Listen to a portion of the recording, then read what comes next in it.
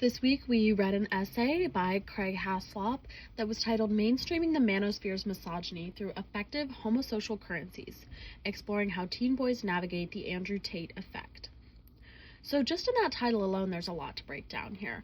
First of all, the idea of the manosphere is a newer term that refers to the idea of the world revolving around men and classic misogynistic ideals that are being supported by men, specifically influencers, who are influencing young boys to join this manosphere, which is, in my opinion, it's very damaging, but that is something that is gone over in this essay.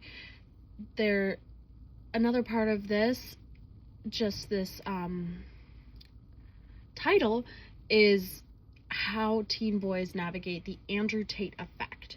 So Andrew Tate is a popular influencer. He has since been banned from social media, but he is an influencer who speaks on the negativities of women, how women are inferior to men, how men should be the leaders of our societies, of our homes, basically every aspect of life. He also is very popular for how wealthy he is and how well he's done for himself.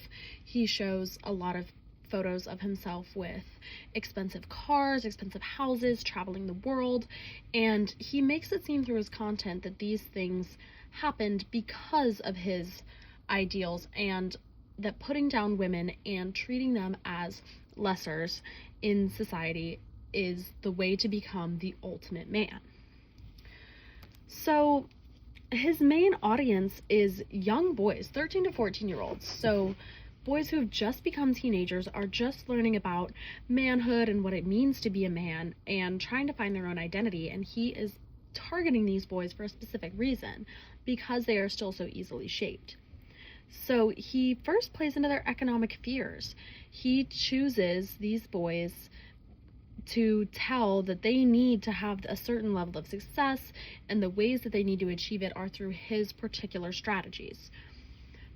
So this idea of promoting misogynistic ideals has always been around, but through social media, Tate was able to make it extremely large, and a giant part of these young boys' ideas was based on a man that they had never met.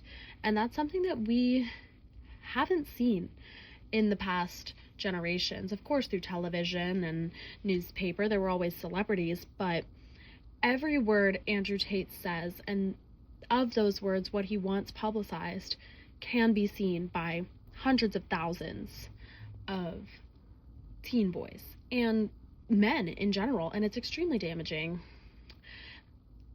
So his sphere of influence is way larger than we have seen an average person be able to achieve in the past, pre-social media. So let's see. Even though his content has been banned from a lot of sites such as TikTok, Facebook, and Instagram, which is mentioned in the article, he is still able to reach his sphere of influence because of recirculation of banned content. And this is something that I think needs to be reformed in social media, because it is so easy to recirculate content that does not belong to you, that you did not make. There are fan accounts, there are entire YouTube channels dedicated to saving his podcast episodes so that these young men, not even men, these young boys are able to see his content and follow it, take it to heart. Even though Tate has been arrested on multiple occasions, one of which for rape and human trafficking. So why is he a role model?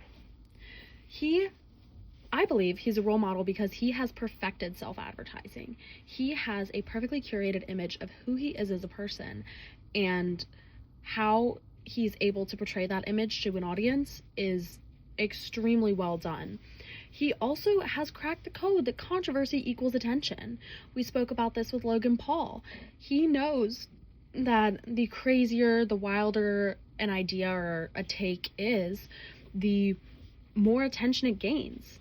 And little boys have always known, when you do something wrong, you still receive the attention of, whether it be negative attention or not. So Even as a fully grown man, Tate is able to play into this.